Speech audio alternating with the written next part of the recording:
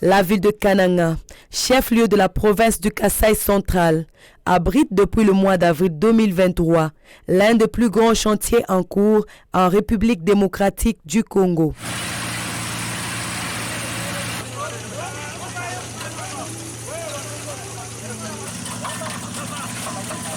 Il s'agit de travaux de reconstruction du complexe scolaire de Kananga. Le complexe scolaire de Kananga était connu sous l'appellation d'Athénée royal de Kananga. Et plus longtemps encore, à l'époque coloniale, cet établissement public d'enseignement secondaire officiel s'est dénommé Athénée royal de Loulouabourg. Cette école très chargée historiquement était en passe de s'effacer de la mémoire collective. Faudra-t-il le reconnaître, in extremis, que sa lente et progressive disparition a été arrêtée. C'était l'Athénée pour les enfants des bourgeois, des colons. On avait séparé 10 cours et Athénée royal. Mais tout c'est dans le même enclos. Et puis à côté, il y avait salle de réunion. C'est là où on a utilisé en 1960 au mois d'août pour faire la construction de Loulouabourg par Kasavubu et Lumumba et les députés de l'époque. Et puis de ce que je connais, l'Athénée de Loulouabourg, on étudiait bien, c'était vraiment beau. Arrivé en 1980, quand le président maréchal Mobutu a déclaré la zaïrisation, c'est à ce moment-là que nous avions vu l'Athénée royal de Loulouabourg a commencé à se détériorer.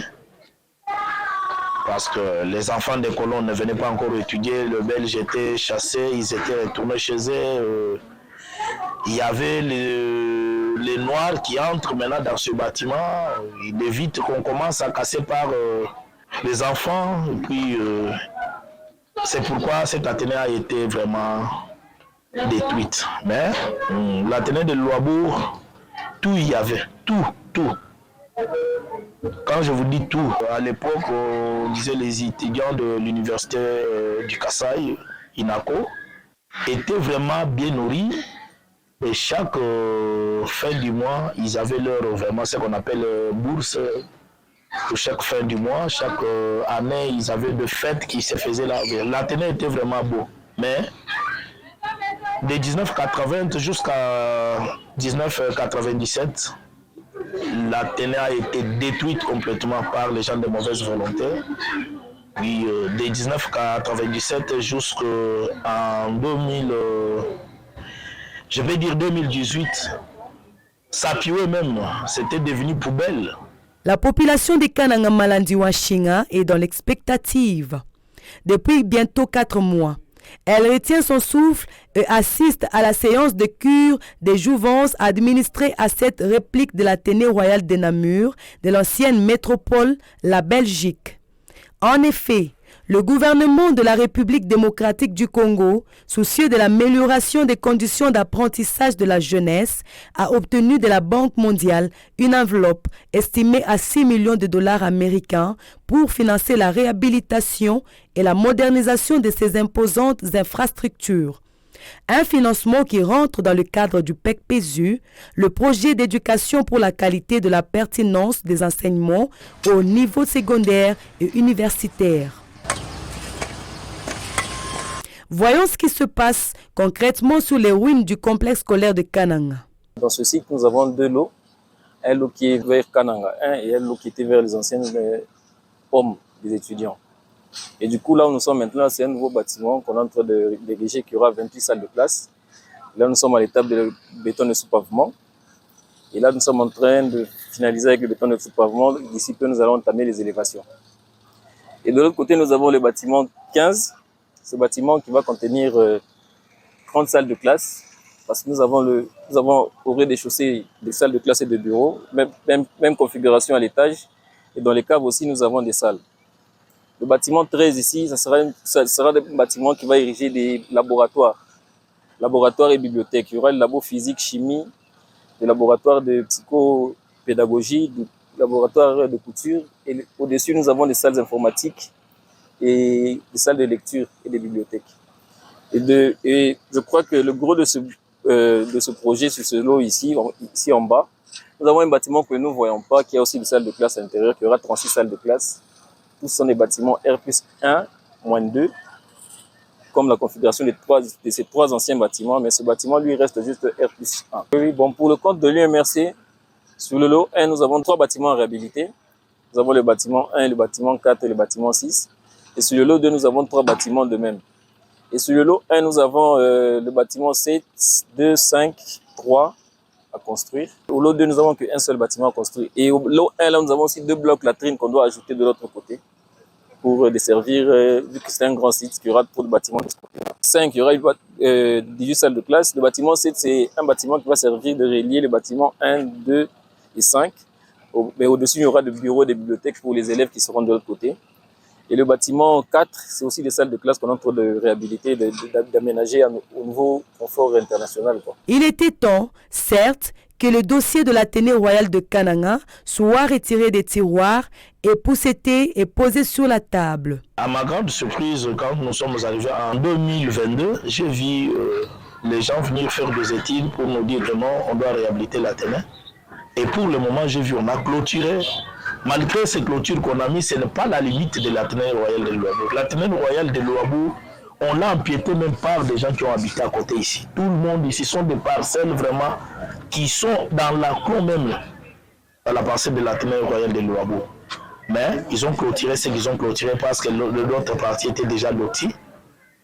Et puis, les travaux qui se font là-bas, je glorifie beaucoup Dieu parce que mes enfants, même mes petits-enfants, ne pouvaient pas savoir que c'est ici, dans l'Athénée royal de Louabou, c'est ici à Kananga qu'on a érigé notre première constitution de 1960. Mais ils vont quand même voir ça parce qu'on doit réhabiliter cette salle. D'ailleurs, on les reconstruit, ce n'est pas même réhabilité. On a commencé à reconstruire ça. Institut social de Kananga, c'était numéro 1 pour la Kasaï occidentale à l'époque, où il y avait même les gens qui quittaient Gabon, République centrafricaine et d'autres pays pour venir étudier parce que l'institut social étudiait vraiment les problèmes sociaux, ainsi de suite. On n'avait pas beaucoup de gens dans ce domaine-là. Et d'autres pays, tels que Congo Brazza, envoyaient même des étudiants ici. Tout comme l'Athénée royal de Louabou, c'est tout comme encore les faux des Kama. Ici, on recevait des étudiants qui venaient de plusieurs pays. Pour devenir des officiers militaires, il faut passer par les fonds. Tout a été détruit. C'est que je peux dire de 1997 jusqu'à 1998, nous, ici au Kasaï central, je ne suis pas politicien, tout ce qu'on a vécu, ça ne donne même pas l'amour de la politique. Parce qu'on nous a détruit, ça je le confirme. Les faux, si vous partez, vous allez trouver même des tôles, des tollés, des fenêtres, on a pillé tout. Dieu merci, comme le président de la République a eu cette bonne volonté de nous réhabiliter ou de nous remettre dans l'ambiance qu'on a grandi avec. Je suis très très content. L'espace Grand Kasaï, son plus grand adversaire pour le moment, se nomme enclavement. Ouvrez un chantier sérieux, soyez conséquents, mettez-y le moyen nécessaire. Les entreprises attributaires sur les chantiers du complexe scolaire de Kananga notamment, UMRC et SICO SRL ont leur lot de difficultés. Oui, en tout cas, de grandes difficultés, surtout avec un début qui était un peu catastrophique où la flambée du prix des ciments avait augmenté. Mais au moins, on a quand même essayé de travailler avec. Et aussi de l'eau. Il y a un grand problème avec l'eau. Des fois, on ne sait pas travailler la nuit, bon, en fait, parce qu'il y a des problèmes d'électricité. Du coup, on fait avec les moyens de bord, avec des petits générateurs que nous avons. Et heureusement que nous avons une équipe de soudeurs qui a commencé à fixer les grillages et les fenêtres métalliques de certains bâtiments réhabilités. Et à partir de ce groupe-là que nous avons pu se procurer, que nous faisons avec les travaux la nuit. Comme ce béton ici sur lequel nous sommes, nous avons commencé ça pendant la journée et on a fini presque ça à 23h. Heureusement qu'on avait de l'électricité.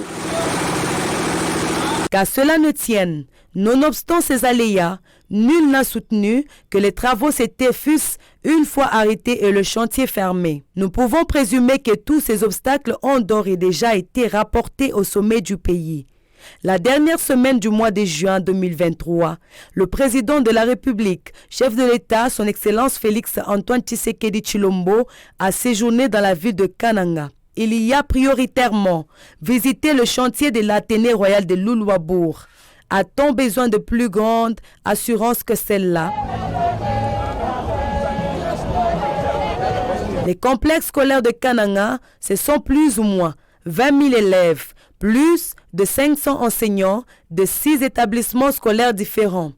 Indubitablement, le produit de l'Athénée royal de Kananga devrait se retrouver dans les institutions publiques et occupant divers postes de responsabilité, même s'il ne se manifeste pas pour juste encourager l'initiative du chef de l'État à travers le gouvernement de Warrior qui a comme devise le changement des narratifs. Ils sont néanmoins d'avis que ce creuset du savoir, ce joyau rénové, c'est sans nul doute le déclic de la renaissance du Kasaï central.